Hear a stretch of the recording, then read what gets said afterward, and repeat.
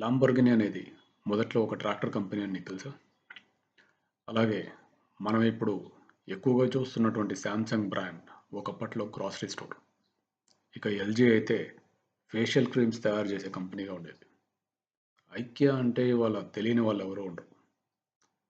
కానీ ఒకప్పుడు అవి పెన్స్, వాలెట్స్ ఇంకా ఫోటో ఫ్రేమ్స్ అమ్మే కంపెనీగా మొదలైంది. దీనివల్ల మనం నేర్చుకోవాల్సిన నీతి ఏంటి? ఈ ప్రజెంట్ సిచ్యువేషన్ గురించి భయపడకు. నువ్వు ఎక్కడ మొదలుపెట్టావు అనే దాంతో సంబంధం లేదు. పరిస్థితులకు ధైర్యంగా నిలబడు. ఈ సిచ్యువేషన్ని బట్టి రోజుకో లేదా వారానికో లేదా కనీసం నెలకైనా 1% ఇంప్రూవ్ అవ్వు. గుర్తుపెట్టుకో, గొప్ప నిర్మాణాలు మొదలయ్యేది బలమైన పునాదుల మీదనే.